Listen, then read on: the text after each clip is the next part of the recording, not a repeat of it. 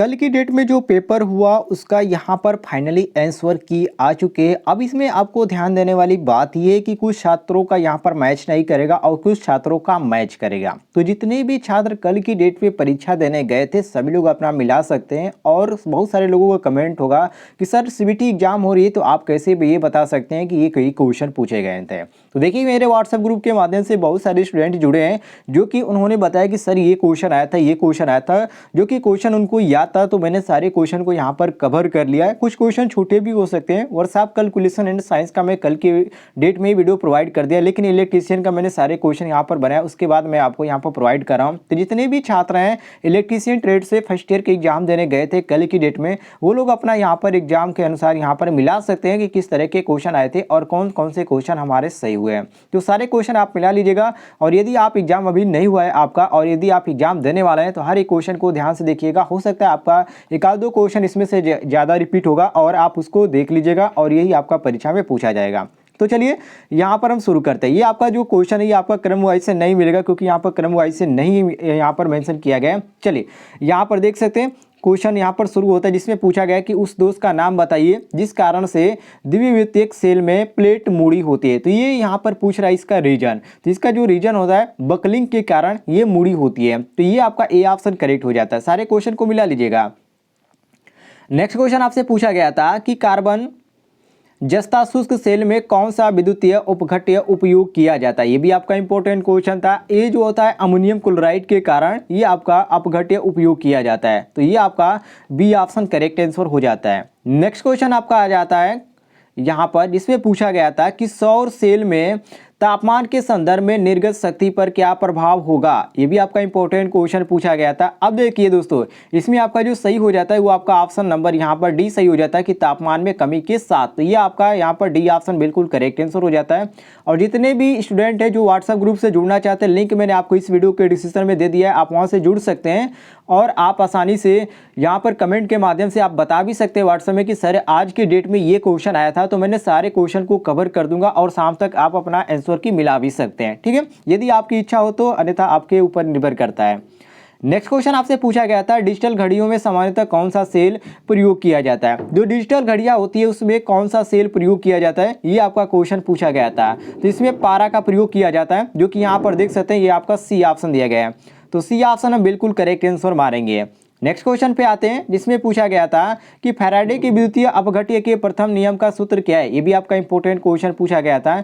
तो जो फैराडे के विद्युतीय अपघट्य के जो प्रथम नियम है उसमें आपका जो सूत्र हो जाता है एम बराबर क्या होता है ZIT होता है। सभी लोग मिला लीजिएगा एम बराबर क्या होता है ZIT होता है। और इसमें जो हमारा सही है वो हमारा बी ऑप्शन है। आगे बढ़ते हैं नेक्स्ट क्वेश्चन पे जिसमें पूछा गया था कि कौन सी विधि में बैटरी को कम धारा पर लंबे समय तक आवेशित किया जाता है। ये भी आपका इंपॉर्टेंट क्वेश्चन था और इसमें आपका जो सही हो जाता है बी ऑप्शन सही हो जाता है ट्रिकर आवेशित विधि। जितने भी क्वेश्चन पूछे गए थे ज़्यादातर आपका सेल से पूछे गए थे, ये आपका बी ऑप्शन करेक्ट हो जाता है। आगे बढ़ते हैं नेक्स्ट क्वेश्चन आपसे पूछा गया था क्वेश्चन यहाँ पर 21 में कि सीसा अम्ल सेल की आवेशन की रासायनिक क्रिया के दौरान धनात्मक प्लेट क्या आएगा। क्वेश्चन को पढ़िए, साफ यहाँ पर लिखा गया है कि सीसा अम्ल सेल की आवेशन की रासायनिक क्रिया के दौरान धनात्मक प्लेट पर क्या आएगा। स्पॉन्ज ले जाएगा या लेड पेरोक्साइड आएगा या लेड सल्फेट आएगा या लेड सल्फेट प्लस जल आएगा। तो यहाँ पर आपका बी ऑप्शन करेक्ट हो जाता है। इसमें लेड पेरोक्साइड आता है जो कि यहाँ पर देख सकते हैं हमारा बी ऑप्शन दिया गया है। सभी लोग मिला लीजिएगा जितने भी लोग कल की डेट में परीक्षा देने गए थे, बी ऑप्शन करेक्ट हो जाता है। नेक्स्ट क्वेश्चन आपसे पूछा गया था कि समांतर युग्मन परिपथ में यदि एक सेल को विपरीत ध्रुवता के साथ संयोजित किया जाए तो क्या प्रभाव होगा। इसमें आपसे यहाँ पर इस पर प्रभाव पूछ रहा है कि इस पर क्या प्रभाव पड़ेगा। तो इसमें जो प्रभाव पड़ेगा सही ये आपका शॉर्ट सर्किट मतलब कि लघुपथ हो जाएगा जिसको हम शॉर्ट सर्किट बोलते हैं, बिकम ओपन सर्किट ये आपका हो जाएगा। तो यहाँ पर आप देख सकते हैं ये हमारा यहाँ पर दिया गया सी ऑप्शन हम बिल्कुल करेक्ट आंसर मारेंगे। नेक्स्ट क्वेश्चन पे आते हैं जिसमें पूछा गया है यहाँ पर कि सीसा अम्ल बैटरी को कठोर सल्फेट दोष को कैसे जाना जाता है। क्वेश्चन को ध्यान से पढ़िए, सीसा अम्ल बैटरी को कठोर सल्फेशन दोष को कैसे जाना जाता है। ये भी आपका इंपॉर्टेंट क्वेश्चन था और इसमें आपका जो सही हो जाता है सी सही हो जाता है। बैटरी को कम धारा को लंबे समय तक पुनः आवेशित करके यहाँ पर हमारा सी ऑप्शन करेक्ट आंसर हो जाता है। नेक्स्ट क्वेश्चन आपसे पूछा गया था यहाँ पर कि बैटरी के आवेशन के दौरान वेंट प्लग खुला क्यों रखा जाता है? ये जो आपका खुला रखा जाता है वेंट प्लग को, ये क्यों क्यों खुला रखा जाता है, यहाँ पर रीजन आपको बताना था। तो यहाँ पर ए ऑप्शन ये आपका सही हुआ था, गैसों को स्वतंत्रतापूर्वक बाहर निकालने हैं। तो कुछ लोग यहाँ पर मैंने देखा, कुछ स्टूडेंट जो है यहाँ पर सी ऑप्शन मार रहे थे, लेकिन सी ऑप्शन उसका नहीं सही होगा, ये आपका सी ऑप्शन गलत हो जाएगा। ठीक है, जो लोग वहाँ पर मारे थे सी ऑप्शन, कुछ यहाँ पर कॉलेज के भी स्टूडेंट थे, उन्होंने गलत आंसर मारा था, लेकिन यहाँ पर ये ऑप्शन आपका सही हो जाता है। नेक्स्ट क्वेश्चन पे आते हैं, जिसमें पूछा गया था यहाँ पर कि सीसा अम्ल बैटरी को विभाजन का क्या उद्देश्य है। ये भी आपका इंपॉर्टेंट क्वेश्चन पूछा गया था, और इसमें आपका जो सही हुआ था सी ऑप्शन सही हुआ था कि धनात्मक एवं ऋणात्मक प्लेट के मध्य लघु पतन होने का से रोकना। तो सी ऑप्शन हम बिल्कुल करेक्ट आंसर मारेंगे। आगे बढ़ते हैं, नेक्स्ट क्वेश्चन आपसे पूछा गया था यहाँ पर कि सीसा अम्ल बैटरी पे बकलिंग दोष का क्या प्रभाव पड़ता है। जो बकलिंग दोष होता है उसका क्या प्रभाव पड़ता है? तो ये इलेक्ट्रोड जो होते हैं उसको ये मुड़ा देता है, ठीक है, या मुड़ जाना है। यहाँ पर आपका ए ऑप्शन करेक्ट आंसर हो जाता है, ए ऑप्शन हम यहाँ पर बिल्कुल करेक्ट आंसर मारेंगे। नेक्स्ट क्वेश्चन आपसे पूछा गया था, यहाँ पर देख सकते हैं आप कि भार बढ़ने पर सेल के सिरों के वोल्टेज में क्या होगा। यदि भार बढ़ता है तो सेल के सिरों पे वोल्टेज में क्या होगा, बढ़ेगा, घटेगा, या शून्य तक गिरेगा, या समान रहेगा। तो ये जो आपका सही हो जाता है, यहाँ पर बी सही हो जाता है कि घटेगा। तो बी ऑप्शन हम बिल्कुल करेक्ट आंसर मारेंगे। जितने भी लोग बी ऑप्शन मारे हैं सभी का यहाँ पर सही हो जाता है।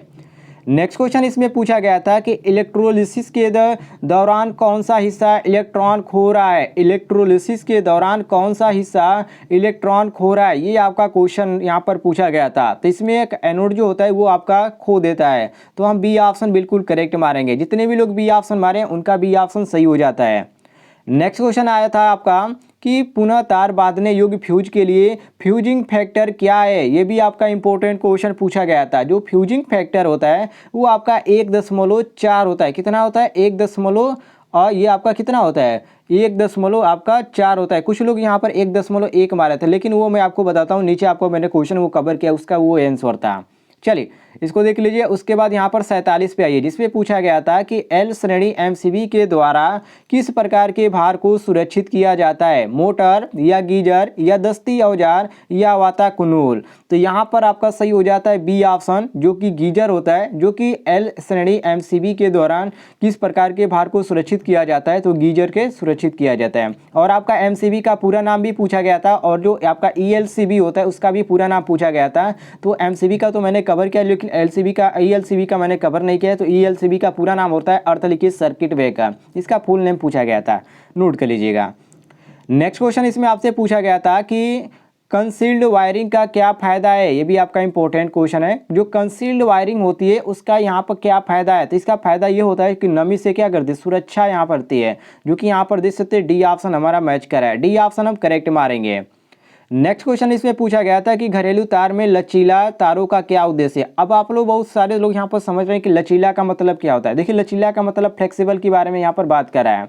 तो जो लचीला होता है इसका उद्देश्य ये होता है कि ट्रांसफॉर्मेशन जो उपकरण होते हैं उसको कनेक्शन के बारे में यहाँ पर कह रहा है। अब इसमें जो हमारा दिया गया यहाँ पर डी ऑप्शन दिया गया है, तो डी ऑप्शन यहाँ पर बिल्कुल करेक्ट आंसर हमारा हो जाता है। डी ऑप्शन हम बिल्कुल करेक्ट आंसर मारेंगे, सभी लोग मिला लीजिएगा। नेक्स्ट क्वेश्चन इसमें पूछा गया था कि दो सर्किट को बाधित करने के लिए फ्यूज द्वारा लिया गया समय है, समय गुणांक या फ्यूजिंग गुणांक या कट ऑफ गुणांक, या बहुत सारे ऑप्शन इसमें आपको दिए गए हैं। लेकिन इसमें आपका जो सही हुआ था सी ऑप्शन सही होता है, कट ऑफ फैक्टर, जो कि यहाँ पर सी ऑप्शन हमारा मैच करा है। तो सी ऑप्शन हम बिल्कुल करेक्ट आंसर मारेंगे।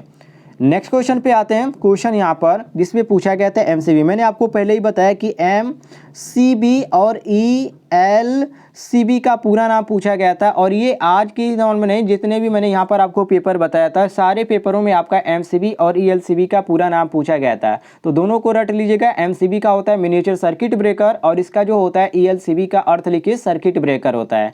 और इसमें आपसे पूछा गया एमसीबी का विस्तार कीजिए, तो एमसीबी का यहाँ पर मिनिएचर सर्किट ब्रेकर देख सकते हैं, यहाँ पर हमारा बी ऑप्शन दिया। बहुत सारे लोग यहाँ पर सर्किट ब्रेकर यहाँ पर मार रहे थे, केवल मिनिमम सर्किट ब्रेकर, लेकिन ये आपका गलत हो जाता है। ठीक है, तो ये आपका बी ऑप्शन यहाँ पर सही हो जाएगा। आगे बढ़ते हैं हम।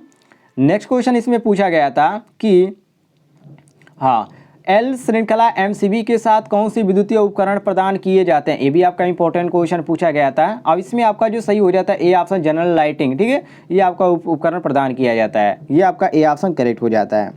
नेक्स्ट क्वेश्चन आपसे पूछा गया था कि ईसीसी का विस्तार करिए। देखिए ये आपका ईसीसी भी पूछा गया था, ईसी जो आपका होता है ईसीसी, ठीक है। अब इसका बहुत सारे लोग यहाँ पर नहीं जानते होंगे, तो ईसीसी का जो पूरा नाम होता है वो आपका होता है अर्थ कंटिन्यूटी कंडक्टर। अब इसमें जो हमारा दिया गया ऑप्शन नंबर बी दिया गया है, तो बी ऑप्शन बिल्कुल करेक्ट आंसर मारेंगे।